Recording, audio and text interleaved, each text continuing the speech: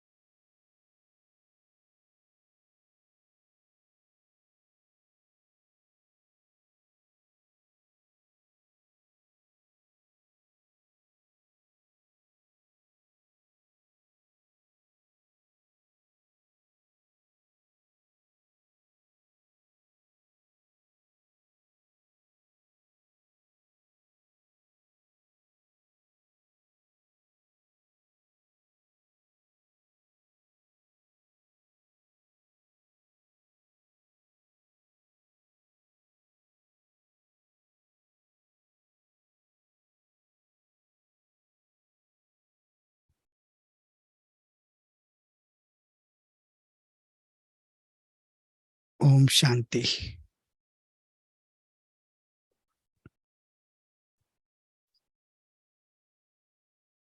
ओम शांति।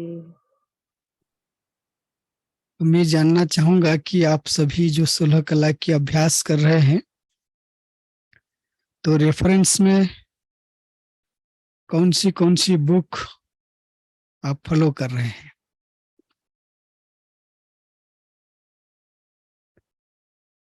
अच्छा, सुलह कला और सुलह वृत्तियां, और मुरली भी अध्ययन करते हैं, अव्यक्त कुछ मुरली व्यक्त या? मुरलियां जो उससे रिलेटेड होती हैं। यस, बिल्कुल। जी। मुझे कल अविनाश भाई ने कहा था, लेकिन मैं लिटरली भूल गया था, क्योंकि सोमवार को कोई सेशन नहीं रहता, मेरे अटेंशन में बिल्कुल चला गया था। अभी जस्ट हमारे भाई ने कहा कि आज आपकी सेशन है, तो मुझे अचानक याद आ गया।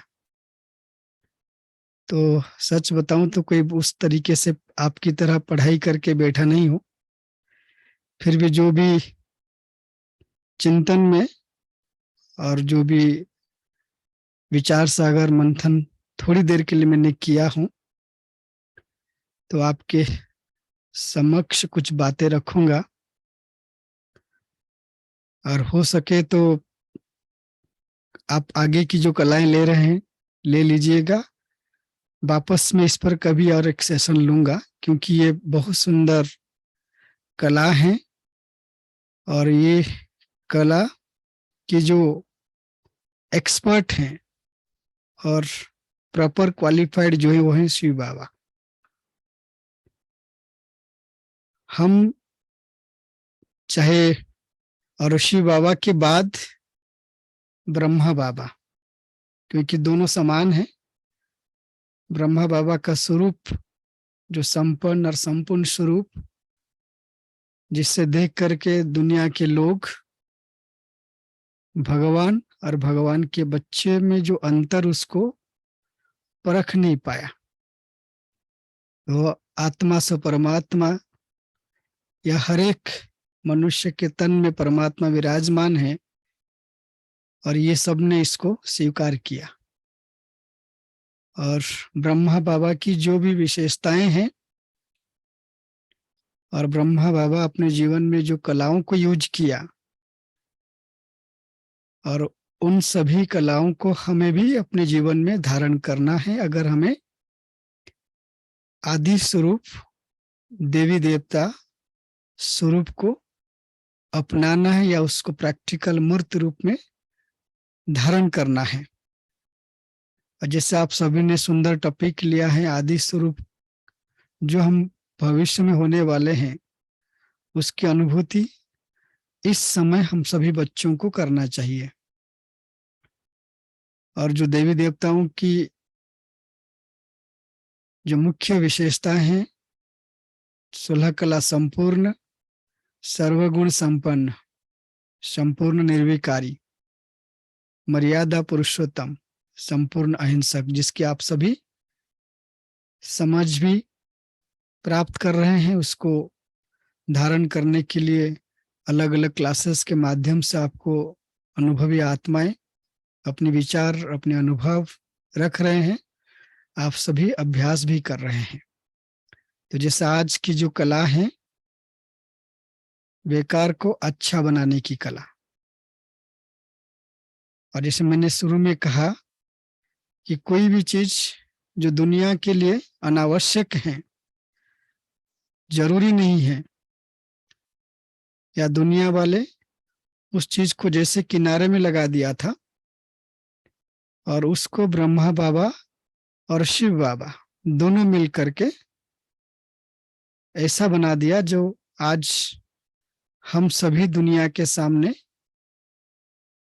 पूजा करते हैं, या महान या देवी के रूप में आज पुकारते हैं। वो हमारे माताएं और बहनें, जिसको कहते हैं ब्रह्मा कुमारियां जो हैं, वो तो देवी हैं। अगर उनके सामने कोई नेगेटिव मैसेज ना हो, या वो दुनिया में किसी बात को नहीं सुना हो, प्रथम साक्षात्कार में अगर कोई माता या बहनें या टीचर्स बहनें, खास करके अगर माताएं भी फुल ड्रेस में होते हैं, जो ब्रह्मा कुमारी ड्रेस हैं, तो उनको अनुभव होता है कि जैसे देवियां हैं। तो बेकार को अच्छा बनाने की जो कला है, जो मैंने चिंतन किया, उसमें दो बात सामने प्रमुख रूप में आ रहा है।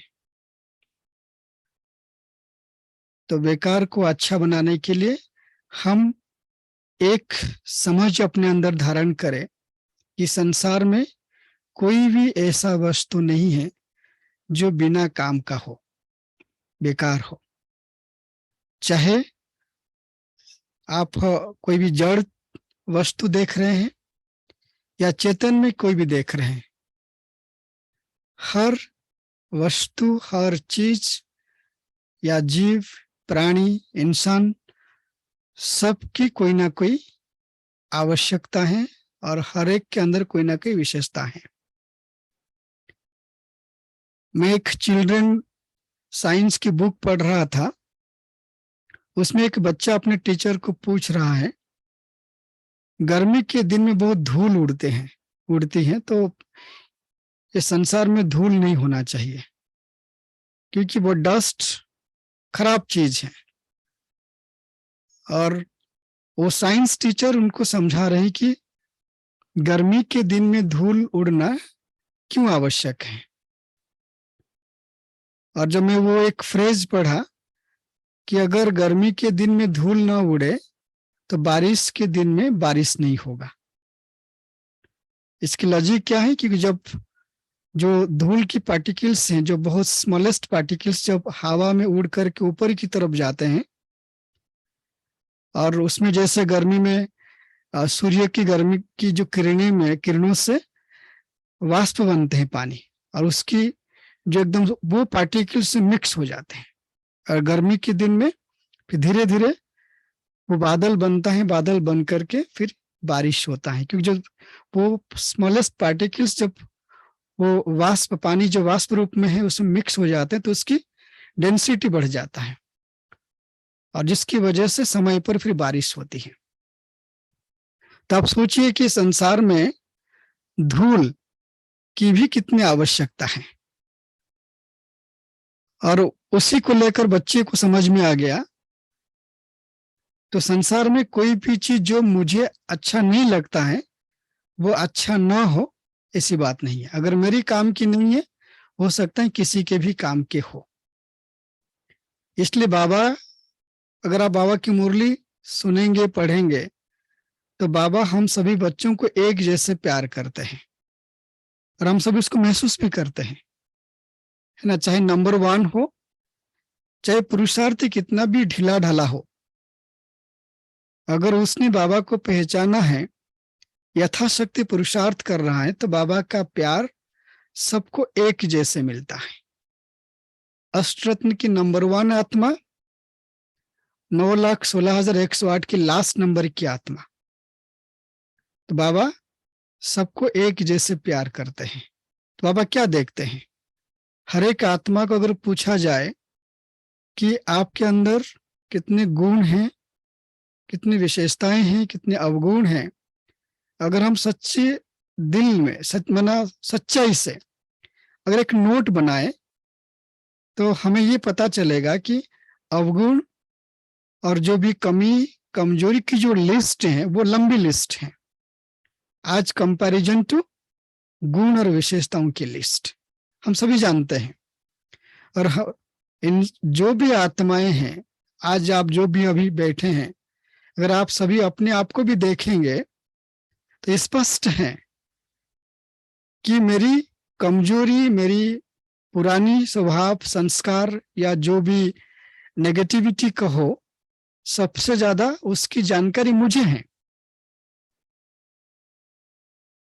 जो सामने वालों को कितना वो तो अलग बात है, मुझे भी जानकारी है और मेरे बाबा को जानकारी है। कई बार हम उसको समझ भी नहीं पाते ये हमारी कमी कमजोरी है या नहीं है, क्योंकि 2,500 वर्षों से आत्मा देहभान में इतनी मना, जैसे कहते हैं बिल्कुल मग्न है, एकदम जैसे देहभान ही उसका स्वरूप बन चुका है, तो वो कई बार पहचान नहीं पाती है, लेकिन बाबा पहचानते हैं। फिर भी बाबा हमारी विशेषताओं को देखते हैं। तो कोई भी बेकार को अगर हमें अच्छा बनाना है, अगर हम पुरुषार्थी जीवन की बात करते हैं, लौकिक जीवन की बात छोड़ते हैं, क्योंकि 16 कला हमको इस ब्राह्मण जीवन में उन कलाओं को धारण करना है, और उन कलाओं को यहाँ पे प्रैक्टिकल जीवन में यूज भी करना है। तो उसके लिए बाबा ने कौन सी बात को रेखांकित किया है, कुछ बात आपके सामने रखेंगे। बाबा कहते हैं, अगर आप अपने आप को भी देखेंगे, दूसरों को देखेंगे, ये 2 चीज हैं। कई बार हम ज्ञान में चलते चलते अगर हमारे जीवन में उन्नति नहीं होती है, अनुभव नहीं होती, हमारे सामने हमारी अवगुण या नाकामी, जो हम मेहनत कर रहे हैं उसकी सफलता नहीं मिल रहा है, वो सामने उभर कर आता है, तो हम दिल शिकस्त हो जाते हैं। तो बाबा बहुत सुंदर बात कहते हैं कि बच्चे, आप अपनी विशेषताओं को जानो, समझो और पहचानो। अगर आपके अंदर ऐसी कोई बात है जो आपको लगता है कि दूसरों की कंपैरिजन में आप ठीक नहीं हो, कई बार हमारे मुख से निकल जाता है कि हमने इतना मेहनत किया, बेकार गया। वहां पे बेकार शब्द हम अपने आप उच्चारित कर लेते हैं, लेकिन बाबा कहते हैं कोई भी मेहनत संगम युग में बेकार नहीं जाता है, क्योंकि मेहनत वही आत्मा कर सकती है जो अपने जीवन में कुछ लक्ष्य रखता हो। लक्ष्य लेकर के चलने वाले मेहनत करेंगे। हो सकता है कि अभी की मेहनत आपके लिए जो रिजल्ट आप एक्सपेक्ट कर रहे थे, लक्ष्य अनुरूप वो प्राप्त अभी नहीं हुआ, लेकिन उस मेहनत को अगर आगे आप चलाते रहेंगे तो एक पॉइंट पर आपको सफलता मिलेगी। लेकिन जिस पॉइंट पर सफलता मिलेगी वो सिर्फ उस पॉइंट की अभ्यास या मेहनत नहीं है, उससे पहले आपने जो अभ्यास किए आपको वो सफलता मिल रही है। इसलिए बेकार को अच्छा बनाने की जो सबसे पहली आपको बात को धारण करना है या समझना, वो है विशेषता। अपनी विशेषताओं को पहचानना है। 2-3 बात मैं आपको बताऊंगा, आप उस पर फिर होमवर्क करिएगा जरूर। सबसे पहली विशेषता हम सभी बच्चों की एक है, उसमें हम सभी नंबर 1 है। कौन सी विशेषता? बाबा जो को कहना प्यार चाहते, करने में, प्यार करने से पहले, प्यार करना, हाँ, बाबा को पहचानने में। हम सभी बाबा को पहचानते हैं। जो बाबा को पहचानने की कला कहो या गुण कहो या परखने की शक्ति कहो, वो हम सभी बच्चों में हैं। और भले वो नंबर 1 हो, लेकिन उन्होंने बाबा को पहचाना जरूर। बाबा जो हैं, जैसे हैं, उसको हम उस रीति से पूरा नहीं जानते, लेकिन जितना जानते बाबा के लिए वो काफी है। इसलिए बाबा कहते हैं जो भी दुनिया में महान आत्माएं हैं, साधु संत हैं, तपस्वी हैं, नोबेल लॉरिएट तक भी हैं, वो बाबा को नहीं पहचानते, लेकिन आप साधारण होकर मुझे पहचानते हो। तो जब भी आप अपने विशेषताओं को देखेंगे, तो कोई भी अगर आपके पास ऐसी विशेष गुण ना हो, मैं आप अपने गुणों को देख नहीं पा रहे हो, अपने आप को बेकार समझते हो, किसी काम की नहीं हो, जिस काम में हाथ डालता हूँ वो हमेशा कुछ ना कुछ नेगेटिव रिजल्ट देता है, उसमें तो सफलता मिलता ही नहीं है।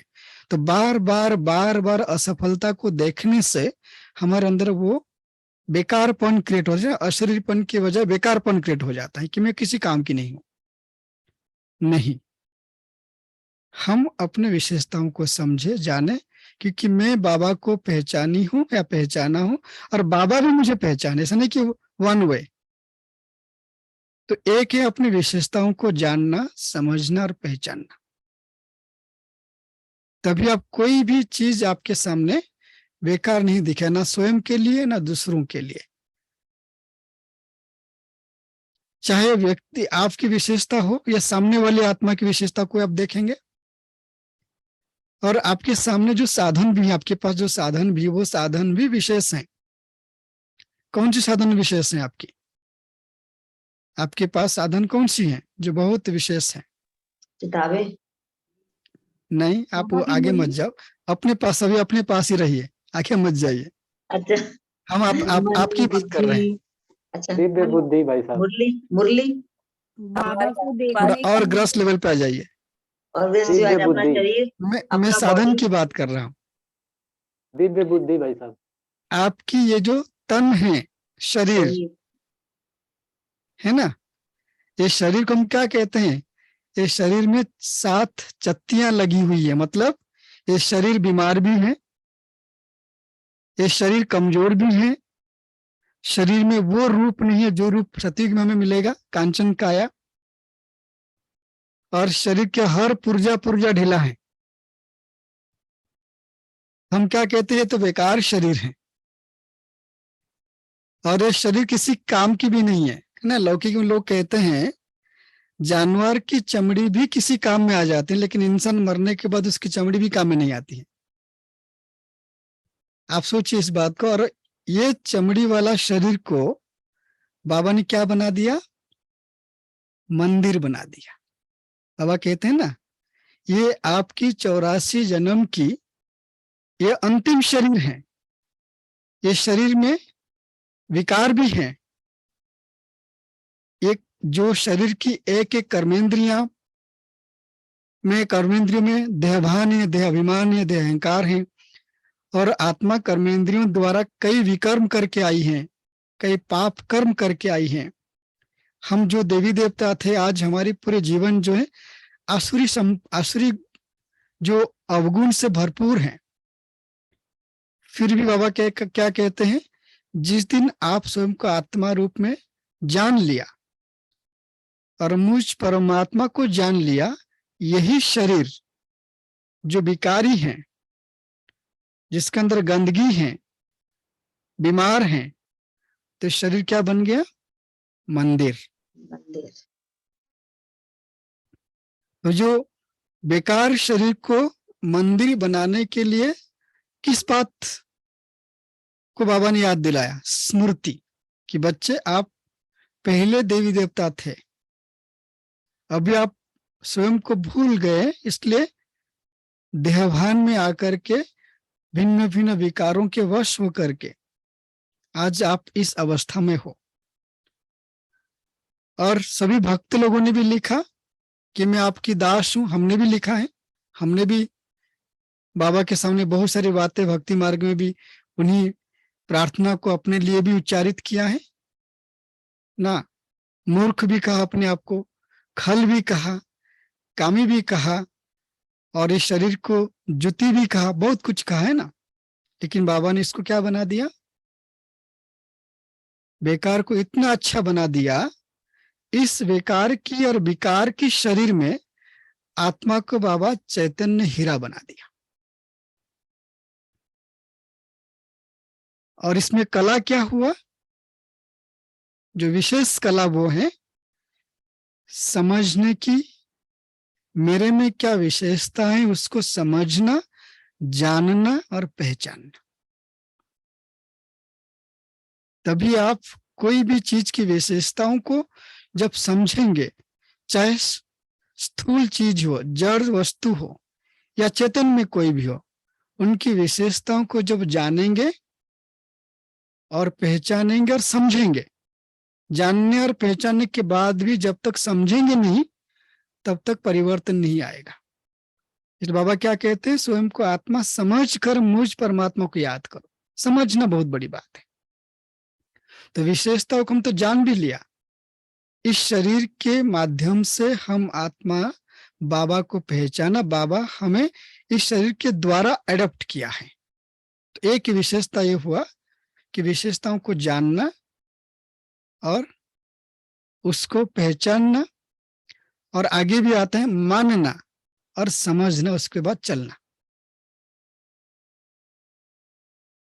तो बेकार को अच्छा बनाने की सबसे बड़ी बात है, कोई जिस पर हमने एक बेकार बात कहते हैं उसकी विशेषताओं को जानने की, उसको समझने की और उसको पहचानने की, उसको मान करके चलने की। अगर हम इसको विकास करेंगे, उसको वृद्धि करेंगे, तो फिर हमारी कोई भी बेकार चीज बहुत अच्छा बनेगा।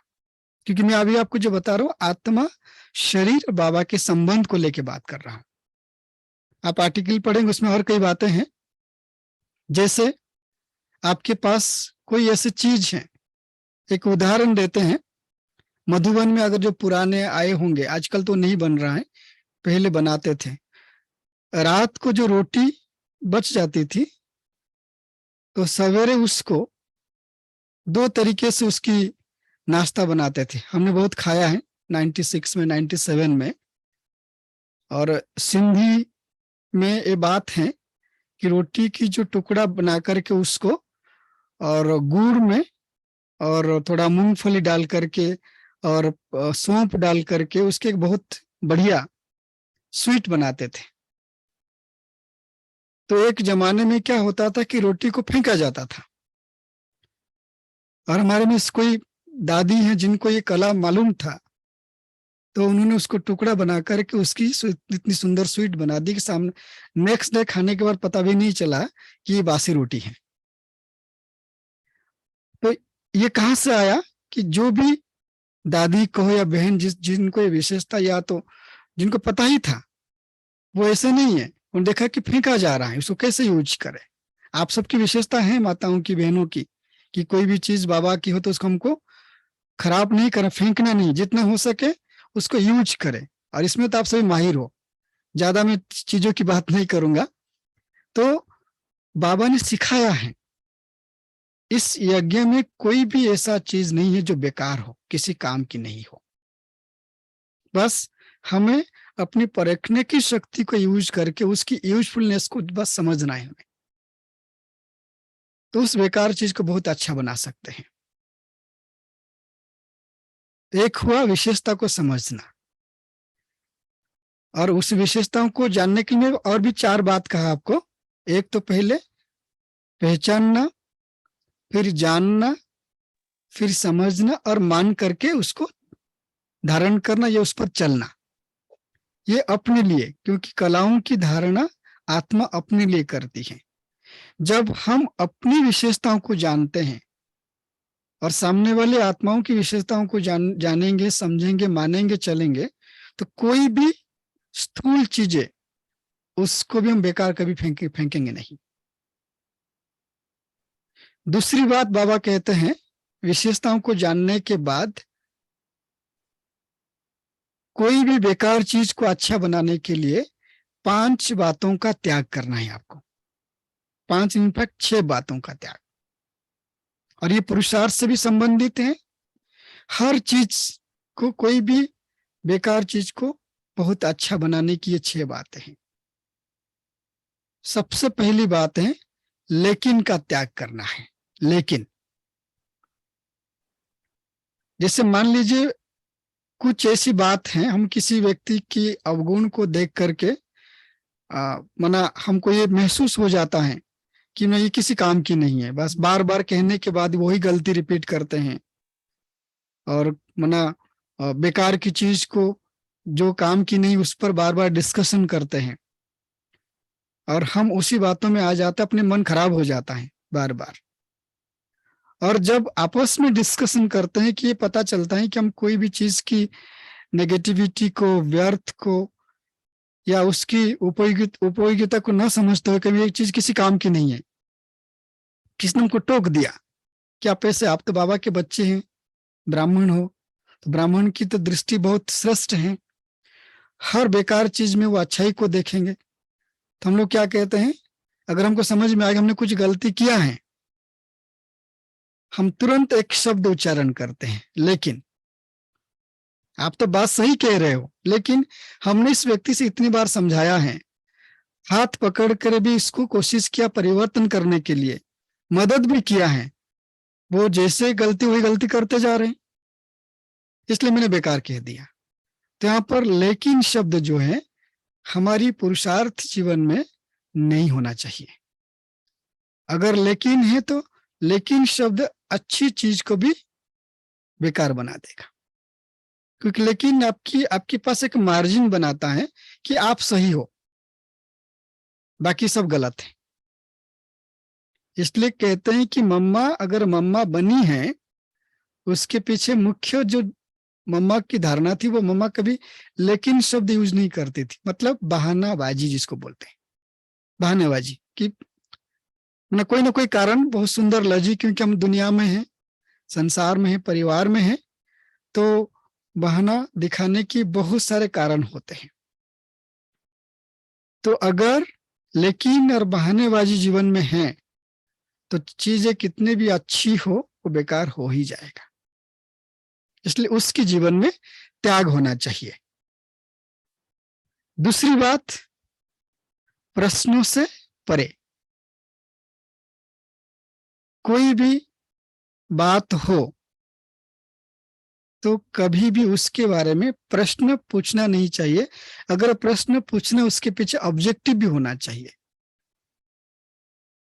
प्रश्न को भी ये कहा गया है कि आजकल दुनिया में पावर ऑफ क्वेश्चन की बात बहुत हो रहा है कि अपने आप से पूछना विकास के लिए, वृद्धि के लिए, उन्नति के लिए, समझने के लिए, वो तो बहुत पावरफुल है। लेकिन हर बात में क्वेश्चन करना, कुछ ना कुछ वातावरण बनाने के लिए, तो वो पावर नहीं, वो तो आपको कमजोर बना देगा। तो हमेशा प्रश्न से परे हमको अपने स्थिति को बनाना है। और बाबा कहते हैं ना, जब भी आप प्रश्न करते हो, और उसमें 5 प्रश्न बाबा कहते हैं मुरली में, आप हम सभी पुरुषार्थ में जानते भी हैं कि क्या, क्यों, कैसे, कौन, ऐसे और वैसे। तो ये 5 प्रश्नों से जो परे रहेंगे तो आपके अंदर एक क्वालिफिकेशन आएगा। कौन सी क्वालिफिकेशन? अंतर्मुखी बनेंगे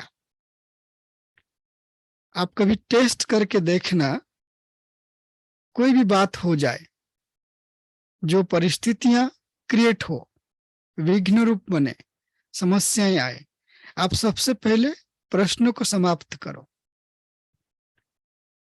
और उसके बदले में बाबा कहते हैं एक संकल्प या स्मृति में अपने आप को स्थित करो ड्रामा, ड्रामा कल्याणकारी, जिसको बाबा कहते हैं प्रश्न से परे फुल स्टॉप लगाने के अभ्यास करो।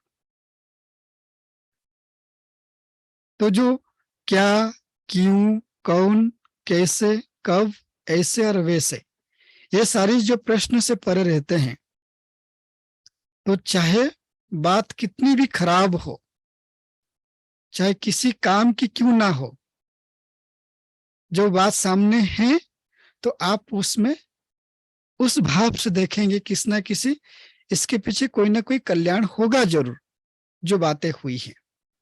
इसलिए प्रश्न से परे प्रसन्न चित्त बनने की ये 5 जो प्रश्न से हम परे रहना है। तीसरी बात जो मैंने इसके साथ अभी बोल दिया आपको, फुल स्टॉप लगाना है। कोई भी बातों पर ये प्रश्न आएगा कि बात तो बिगड़ गई, हम उसको ठीक कैसे करें, फुल स्टॉप लगता ही नहीं है।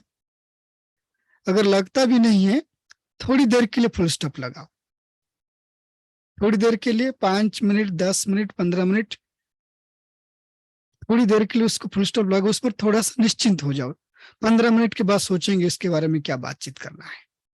जैसा फुल स्टॉप लगाएंगे तो आपके पास जो समय का मार्जिन रहेगा, अगर कोई चीज बेकार है उसको अच्छा बनाना है, तो आपके अंदर वो सारी कलाएं आएंगे स्मृति के रूप में, समझ के रूप में, जो आप बिगड़ी हुई चीज को ठीक कर सकते हो। इसलिए कहते हैं कि कभी भी अपने जीवन में 2 अवस्था में डिसीजन नहीं लेना है।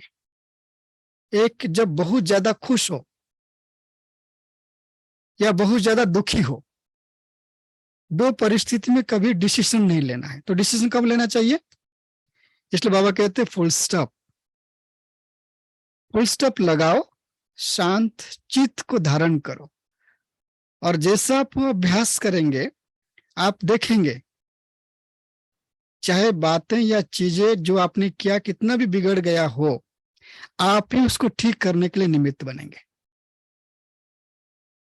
तो तीसरी बात क्या हुई?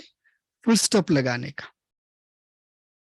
चौथी बात, बेकार की बात को अच्छा बनाने के लिए बाबा कहते हैं बच्चे हमेशा स्मृति स्वरूप भव।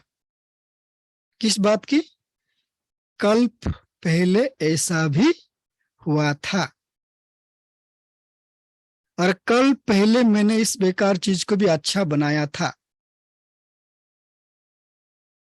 नथिंग न्यू, जो नथिंग न्यू वाला सब्जेक्ट है वो यहां पर हमें यूज करना है। जब भी कोई भी चीज बिगड़ जाए, खराब हो जाए, और हमारे अंदर वो भाव उत्पन्न हो जिसमें हमारे अंदर इंफीरियर कॉम्प्लेक्शन क्रिएट होता है, क्योंकि बेकार तो वही होता है ना, जब हमारे अंदर इंफीरियर कॉम्प्लेक्शन क्रिएट होगा, अपनी विशेषताओं को ही भूल जाएंगे।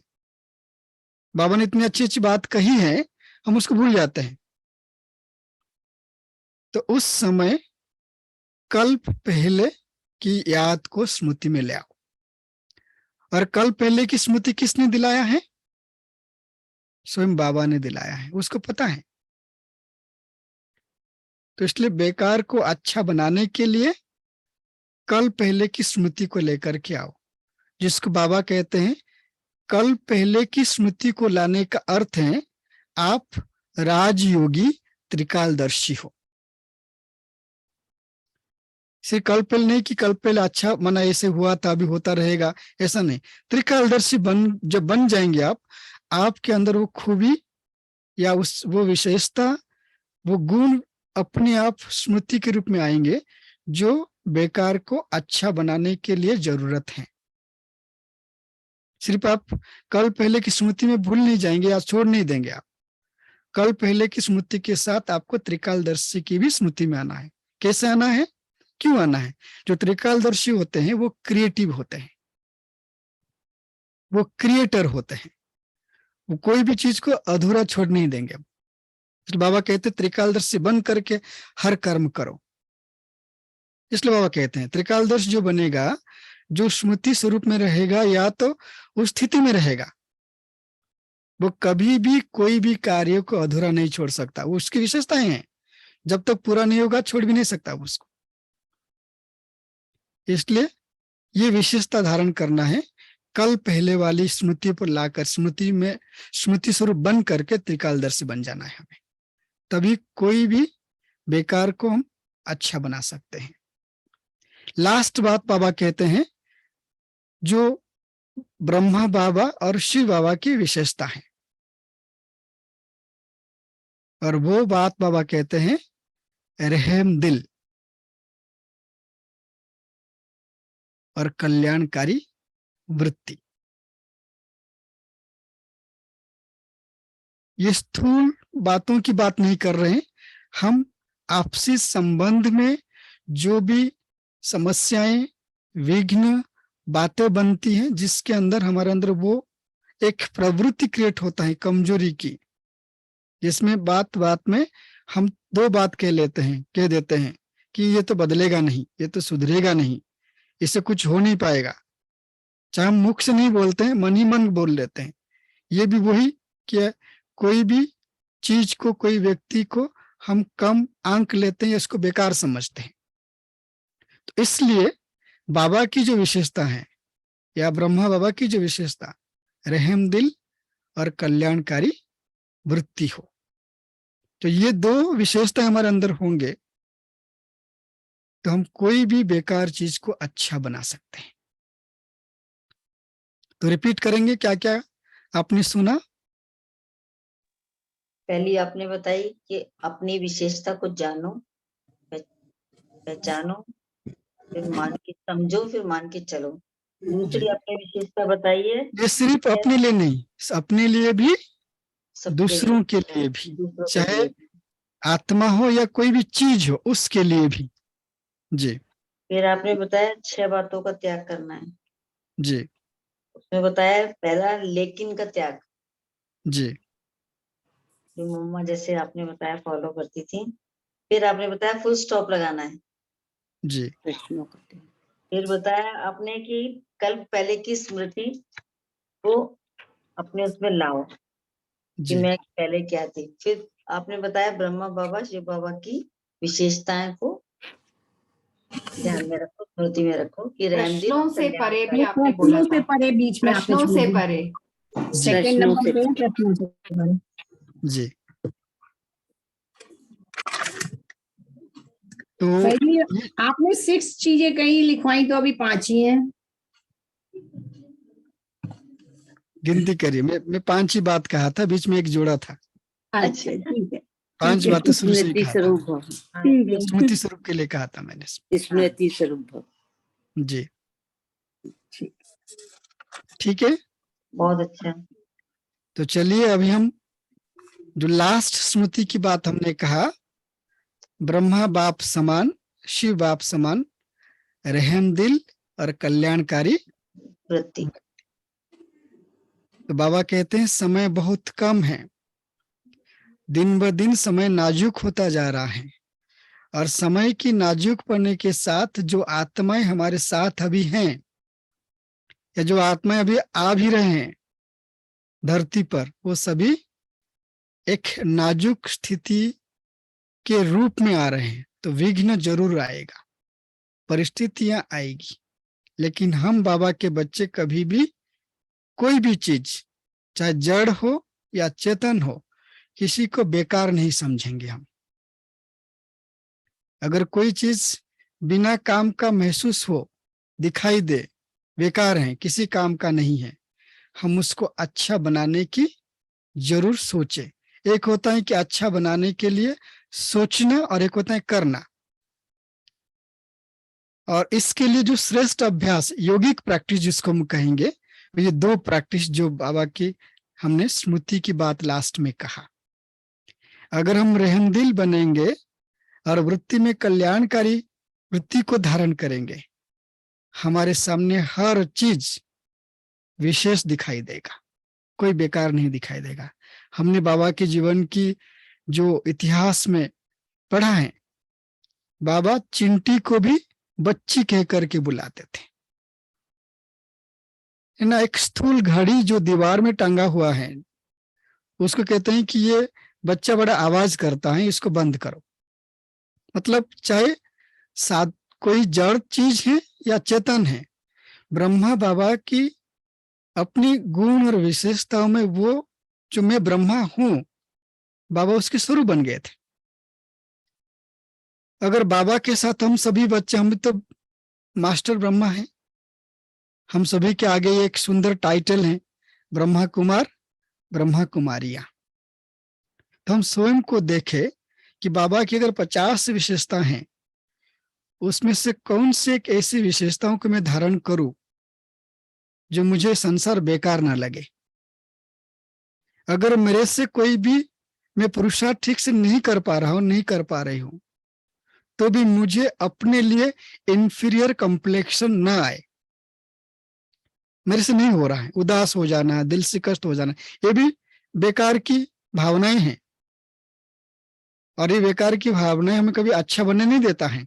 स्वयं को कमजोर समझना, कई बार ऐसे होता है ना, हम किसी का अनुभव सुन लेते हैं, अगर उसका अनुभव चमत्कारिक है और हमें अपने अनुभव पर डाउट होने लगता है कि मुझे अनुभव हो रहा है नहीं हो रहा है, ये भी तो अच्छी बात नहीं है ना। तो कोई भी बेकार चीज को अच्छा बनाने के लिए हमें अपने अंदर कंपैरिजन की भी वृत्तियों को धारण नहीं करना है। मैं यूनिक हूं, मुझे किसने सिलेक्शन किया है? बाबा ने सिलेक्ट किया है। तो बाबा का सिलेक्शन कभी बेकार नहीं हो सकता है, स्वयं भगवान ने मुझे चुना है। तो स्वयं के प्रति भी शुभ भावना, श्रेष्ठ कामना, कल्याण की वृत्ति और रहम दिल की, जो स्वयं के लिए रखेंगे वो दूसरों के लिए रख सकते हैं। तो चलिए 3 मिनट के लिए हम बाबा की याद में वापस रहते हैं, फिर परम धाम में। पहला अभ्यास किया था, बाबा मेरे बुद्धि को पारस बुद्धि बना रहे हैं, निश्चय बुद्धि बना रहे हैं। अभी उसी बुद्धि को हम कल्याणकारी और रहम उसमें भरपूर करते हैं।